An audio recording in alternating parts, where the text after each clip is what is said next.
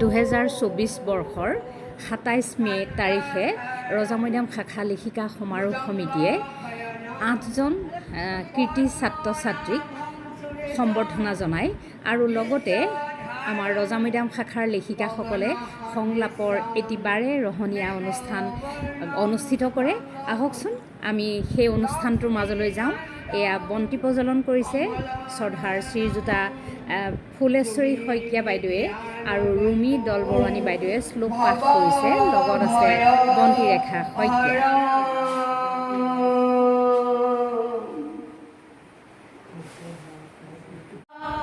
অনুষ্ঠানটি শুভাৰম্ভ কৰা হয় এটা দলীয় বৰগীতেৰে। বৰগীতটি পৰিৱেশন কৰিছে জিনা কাকতি, মিতালী দাস, গীতাশ্ৰী হাজৰিকা আৰু নিতুমণি বৰুৱাই।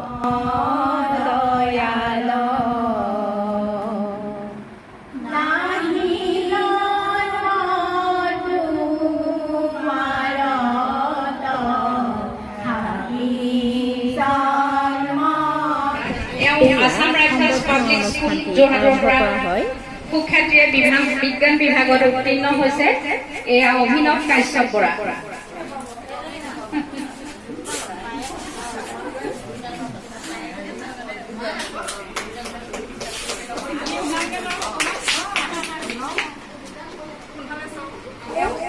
আমাৰ বুলবুলিৰ ল'ৰা, বুলবুলিৰ এবাৰ ইমান সৌভাগ্য, দুয়োটা ল'ৰাই ইমান ভালকৈ পাছ কৰিছে। বুলবুলি ওচৰলৈ আহিব লাগে।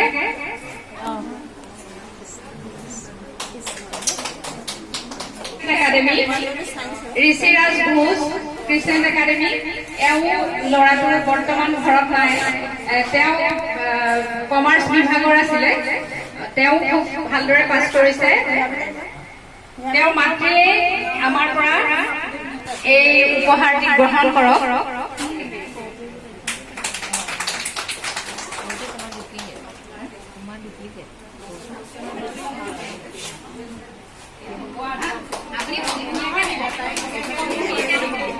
স্কুলৰ পৰা বিজ্ঞান শাখাত সুখ্যাতিৰে উত্তীৰ্ণ হৈছে। তেখেত বৰ্তমান অনুপস্থিত, গতিকে তেখেতৰ মাককে আমি মাতিছো, জুৰি শৰ্মাক। তেখেতেই আমাৰ হাতৰ পৰা অভিনন্দন পত্ৰখন আৰু নিম গছৰ পুলিটো লৈ যায়। তেওঁ কিন্তু বেয়া নহয়, যোগ্যই হ'ব।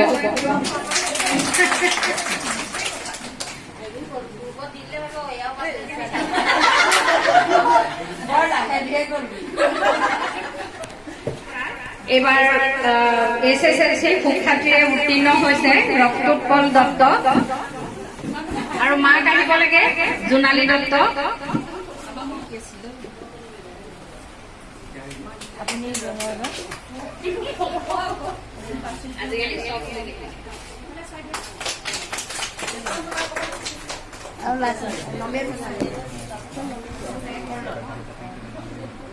জ্ঞানজ্যোতি দত্ত, তেওঁ দীপাংকৰ বিদ্যাপীঠৰ পৰা SSLC পাছ কৰিছে সুখ্যাতিৰে আৰু এওঁ আমাৰ পলিৰ যোগ্য সন্তান। পলি আহিব লাগে ওচৰলে।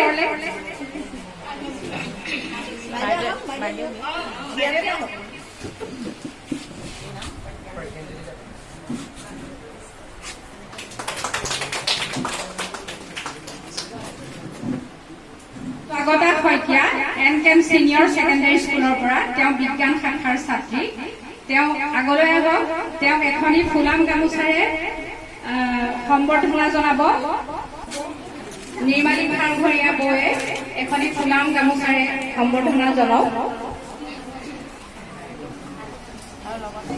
লগতে এখন অভিনন্দন পত্ৰ দিয়া হৈছে আৰু এটা নিম গছৰ পুলি আমি সকলোকে দিবলৈ বিচাৰিছো। তেওঁলোকে পৃথিৱীলৈ বিশুদ্ধ বায়ু কঢ়িয়াই আনক, সেই উদ্দেশ্যে।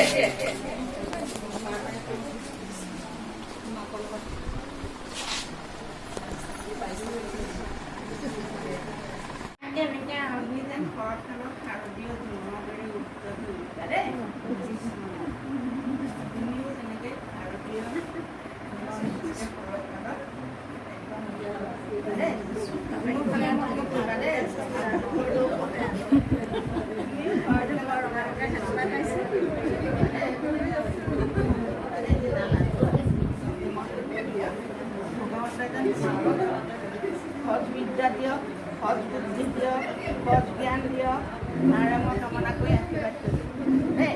তুমি তোমাকো ঈশ্বৰে যেন একদম শৰৎকালৰ শাৰদীয় জোনৰ নিচিনাকৈ উজ্জ্বল কৰি দিয়ক আৰু সৎ বুদ্ধি, সৎ জ্ঞান, সৎ বিদ্যাৰ পাত্ৰ কৰি তোমালোকৰ মা দেউতাৰ বুকু ডাঠ থকা দেই, উজ্জ্বল থকা দেই। ছাত্ৰ ছাত্ৰীসকলক উদ্দেশ্যি দুআষাৰ কয় অমীয়া হাজৰিকাই। এইটো এটা কণ মইনাসকলৰ ইমান সুন্দৰ এটা আজি দিন, তোমালোকলৈও শুভেচ্ছা জ্ঞাপন কৰি মই তোমালোকক শিক্ষা গ্ৰহণ কৰোঁ আৰু এই আনুষ্ঠানিক শিক্ষাটো আমি আচলতে জীৱিকাৰ কাৰণে লওঁ। তোমালোকে প্ৰত্যেকজন ল'ৰা ছোৱালীয়ে জীৱিকাৰ কাৰণে শিক্ষা ল'বলৈ ওলাইছা, কিন্তু মই তোমালোকক এইটো কওঁ যে আমাৰ যে জীৱনটো জীৱিকাৰ কাৰণে আমি যিটো শিক্ষা ল'ম, মই তোমালোকক বুজাইহে দিছোঁ দেই। মই মোৰ নিজৰ ল'ৰাকো তেনেকৈ বুজাওঁ কথা। জীৱিকাৰ এয়া হ'ল এটা কথা আছে, জুই শালত গঢ়িলেহে কমাৰ শালত বহে। তোমালোকে এতিয়া কম কোৰ্চৰ মাজত পঢ়া শুনা কৰি ক্ৰমান্বয়ে বৃহৎ এটা কোৰ্চ পাবা। এইবোৰ কি শিক্ষাগুৰুক শ্ৰদ্ধা কৰিলেহে তোমালোকে আগুৱাই যাব পাৰিবা। শিক্ষাগুৰু একলব্যৰ নাম শুনিছা? এয়া সভাৰ মাজতে চাহৰ পৰ্ব চলিছে। সকলো এতিয়া চাহ খোৱাটো ব্যস্ত আৰু ভাষণ শুনাটো ব্যস্ত। আমাৰ লেখিকাসকলৰ সংলাপৰ অনুষ্ঠানটি আৰম্ভ হৈছে। চাওকচোন আপোনালোকে। বৰুৱানী, আপুনি ক'লৈ গৈছিলে? আপোনাৰ ল'ৰা আৰু বোৱাৰীয়ে এই টোপোলা এটা দি থৈ গৈছে। এই তোলকচোন, দিয়ক। কিহৰ টোপোলা আৰু এখন এয়া চিঠি দি থৈ গৈছে। কাগজখন পানী লোৱা।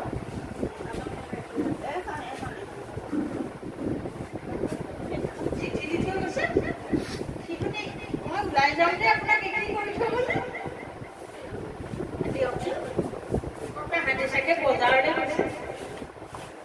এই মই অকণমান ওলাই গ'লো যে মহিলা সমিতি, সেই তালৈ যোৱাৰ কাৰণে চাগে তাহাঁতি আপোনাৰ তাতে থৈ গ'লে। মোলৈ চাগে কিবা কিবি আনিছে বেগত আৰু ইয়াত চাগে লিখি থৈ গৈছে মোক আৰু কি লাগে। দিয়ক যায়, যাওক যাওক যাওক।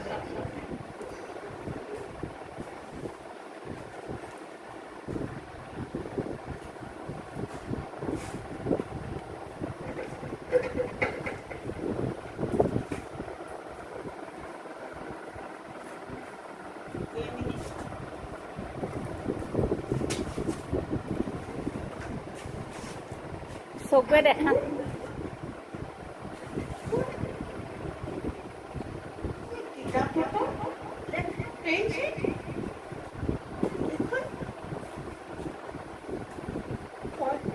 মই এতিয়া ক'লৈ যাওঁ বাৰু? মই ক'লৈ যাওঁ? হেৰা, তুমি ক'ত আছা বাৰু? মোক তুমি দেখিছানে? তুমি মৰমেৰে বনোৱা ঘৰখন সিহঁতি তোমাৰ মৰমৰ ডক্তৰ বনোৱা পুত্ৰ আৰু তোমাৰ মৰমৰ সেই ধনী ঘৰৰ বোৱাৰীজনীয়ে দেখিছানে? মোৰ ঘৰটো তুমি থৈ যোৱা। সিহঁতি মই নজনাকৈ বেছি দিলে। মই ক'লৈ যাওঁ এতিয়া? মই কি কৰিম এতিয়া? মই কি কৰিম এতিয়া? তুমি বাৰু মোক চাই আছানে? তুমি অকণমান দেখা দিব পাৰিবানে? তুমি মোক ইমান মৰমেৰে ৰাখিছিলা আৰু এতিয়া দেখিলা তোমাৰ মই নেখাই খোৱা সেই ল'ৰাটোৱে মই নজনাকৈ সি ঠিক কৰা ছোৱালীজনী মই আনিম। এতিয়া দেখিছানে সিহঁতি মোক কেনেকৈ তুমি সাজি থৈ যোৱা সেই ঘৰখনৰ পৰা মোক উলিয়াই দিলে। দেখিছা মই এতিয়া ক'লৈ যাম বাৰু? মই কি কৰিম কোৱাচোন? মই কি কৰিম কোৱাচোন? মই বৃদ্ধাশ্ৰমো চিনি নাপাওঁ। মই ক'লৈ যাম এতিয়া?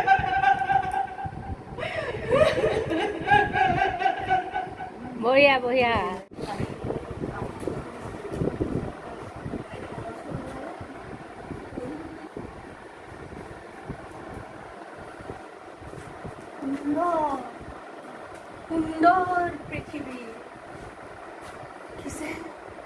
নিশাৰ আকাশ দোষো দিশে সুন্দৰৰ অপূৰ্ব বিকাশ তুমি কিন্তু সুন্দৰৰ অতিকে সুন্দৰ সাৰ্থক কৰিলা আজি মোৰ দুদিনৰ তুমি এই কৃষ্ণ নন্দৰ দুলাল তুমি শ্যামকানুৰ ব্ৰজকাত পাল তুমি এই হেৰি কৃষ্ণ কংসধ্বংসকাৰী তুমি এনে শ্যাম ব্ৰজনাথ গোবৰ্ধনৰ পাৰি তুমি এনে সেই কৃষ্ণ দেৱনাৰায়ণ কৰিছিলা দুৰ্গতিৰ ভদ্ৰ নিবাৰণ তুমি এনে বিদুৰৰ কলংক ঠাকুৰ তুমি এনে পাণ্ডৱৰ বান্ধৱ তুমি এনে সেই বনমালী মুৰলী বজাই উজ্জীৱিত যমুনাক বোৱালা উজাই তেন্তে সেই নিষ্ঠুৰ ক'ত আজি তোমাৰ সেই মোহন মুৰলী ক'ত আজি তোমাৰ সেই বনমালা গোৱালৰ বেগ সকলো দলিয়াই থৈ নিষ্ঠুৰ তুমি কিয় যুঁজাৰুৰ বেশ ধৰি পঞ্চজন্য চক্ৰ সুদৰ্শন ধৰি কুৰুক্ষেত্ৰ মহাৰণৰ কৰিলা জান এই ফুকুৰা সীতাৰ অনল কিয় চলালাই গান্ধাৰীৰ বুকুত কৃষ্ণ বুকুত কেনেকৈ হ'ল আজি এশবৃন্দা মোৰ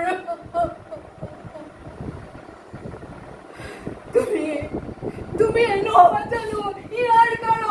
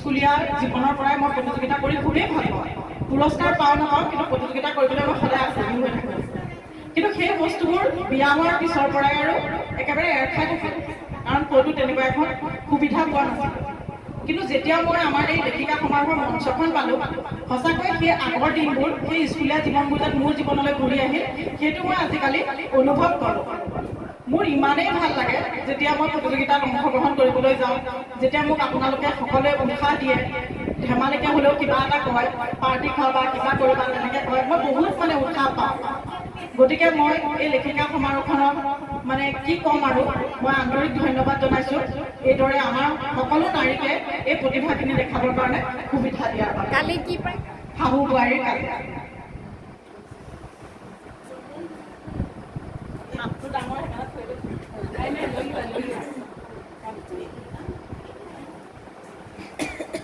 হ'ব আপুনি এতিয়া ধৰ্ম যুধিষ্ঠিৰ হ'ব নালাগে এই সকলোবোৰৰ মূল আপুনি মই এওঁ আগতে কৈছিলোঁ যে মই এইকেইজনীৰ লগত একেলগে খাব নোৱাৰোঁ আৰু তেতিয়া আপুনি কি কৈছিল আপুনি কৈছিলে নহয় তুমি একোৱেই কৰিব নালাগে তেনেহ'লে আজি চৰণীবাই মোৰ ইমান কথা ক'বলৈ ক'ত সাহস পালে আজি যদি এইখন ঘৰ মোৰ হ'লেহেঁতেন, চুলি ছিঙি দাল দাল কৰিলোহেঁতেন।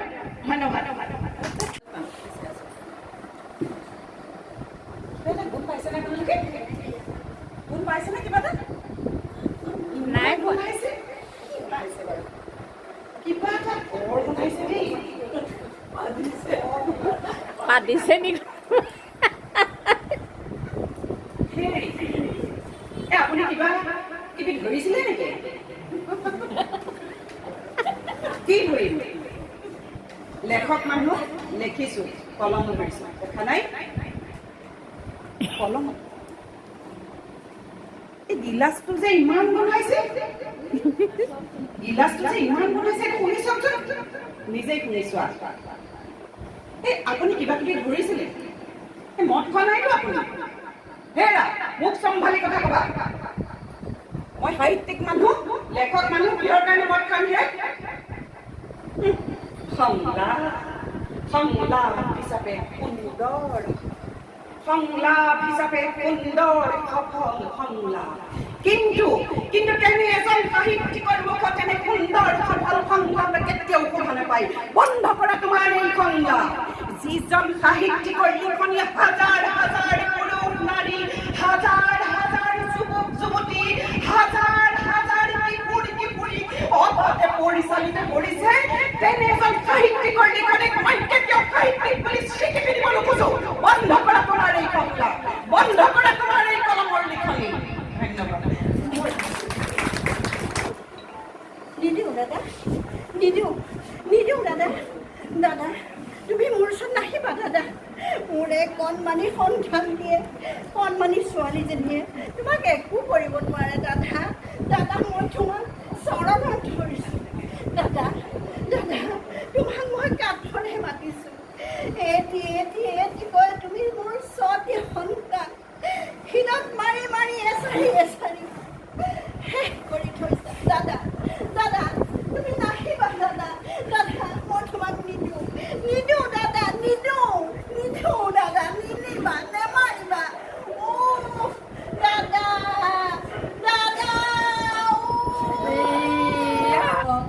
মাৰি নিলি সন্তাপ পাৰো।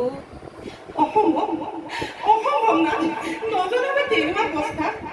সৰগৰী নিষ্পাপ অজান শিশু কেনেকৈ মৃত্যুৰ মুখলৈ ঠেলি দিব না? তাতকৈ মোৰ মৃত্যুৱে শ্ৰেষ্ঠ না, মোৰ মৃত্যুৱে শ্ৰেষ্ঠ।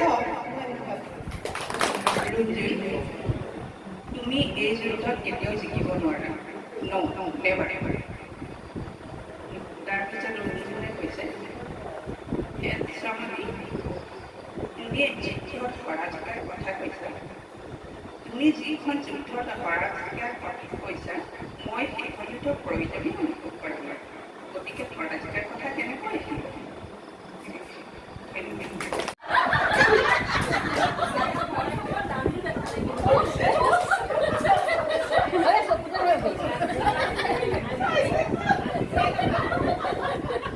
যিটো হাঁহি দিছে চবেই শুনি পাইছে নেকি?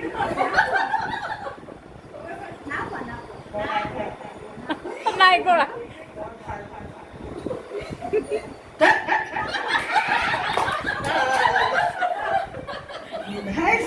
সঁচাকে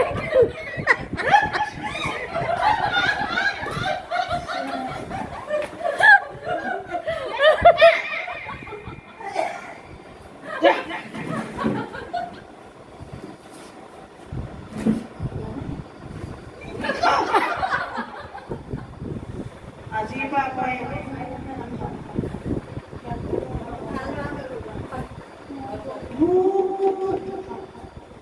ভাবিলো এটা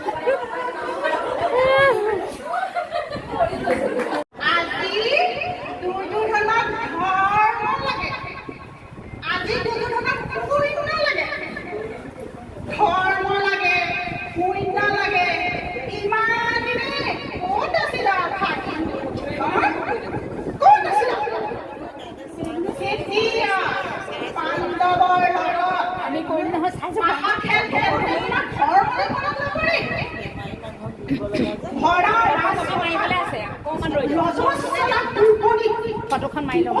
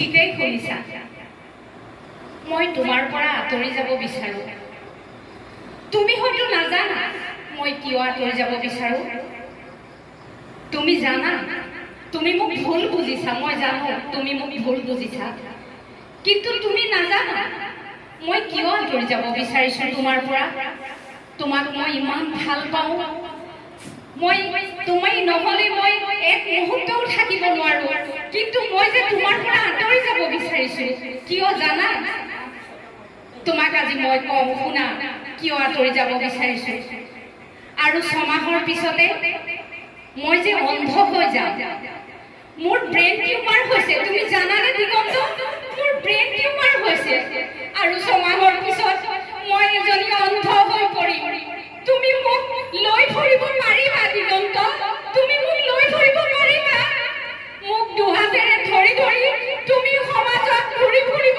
পাৰিবা দিগন্ত মই জানো তুমি নোৱাৰা মোক তুমি অন্ধ বুলি চিনাকি দিব কেতিয়াও নোৱাৰা মই জানো জানা মোৰ কিমান দুখ এই 6 মাহৰ পিছত এই সুন্দৰ পৃথিৱীখন এই যে জোনবাই আকাশ তৰা এইবোৰ যে মই দেখা নেপাম আজি যে আমি বহিছো এই নদীৰ পাৰত এই সুন্দৰ দৃশ্য এই বেলি ডুবা দৃশ্য সদায় তুমি আৰু মই চাওঁ এই যে বেলি ডুবা দৃশ্য যে আৰু আমি দেখা নেপাম মই যে তোমাকে দেখা নেপাম দিগন্ত মই যে তোমাকে দেখা নেপাম মই কেনেকৈ জীয়াই থাকিম কোৱা আৰু 6 মাহৰ পিছত মই অন্ধ হৈ পৰিম তুমি মোক পাহৰি যোৱা দিগন্ত তুমি মোক পাহৰি যোৱা মই এই পৃথিৱীৰ পৰা আঁতৰি যাব বিচাৰোঁ মই এই মানুহৰ পৰা আঁতৰি যাব বিচাৰোঁ তুমি পাৰিবা সমাজৰ আগত ক'ব তোমাৰ পৰিবাৰ এগৰাকী অন্ধ বুলি তুমি ক'ব পাৰিবা মই জানো তুমি নোৱাৰা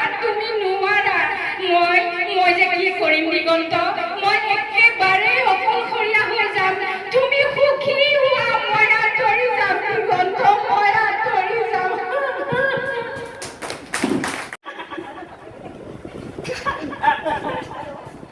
তুমি মোৰ লগতে সকলোৱে মজিয়া ভাবা সেই ৰাইজী মুহূৰ্ত খন্তেক পাছতে আহি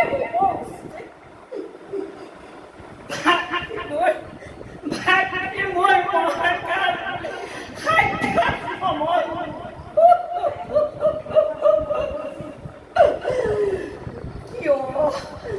কিয় বাছাৰা জন্ম বুলি খন্তেকৰ সেইটো কেঁচুৱা কিয় বাছা জন্ম বুলি খন্তেকৰ সেইটো কিয়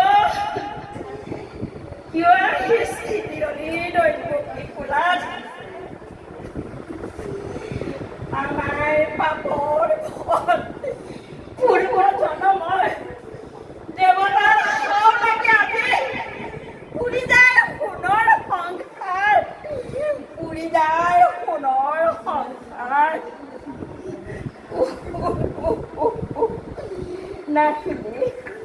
নাহিলে কেলেই মাছা দীৰ্ঘজীৱী হৈ সোণৰ পুতৰি জানো কিয়নো আহিলি এই অনাথিৰ ঘৰে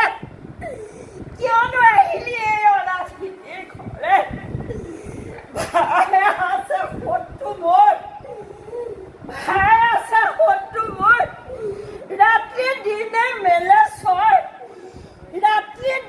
মেলে চৰ পলুৱাই থম তোক কোন দিশে মই পলুৱাই থম কোন দিশে ভগৱান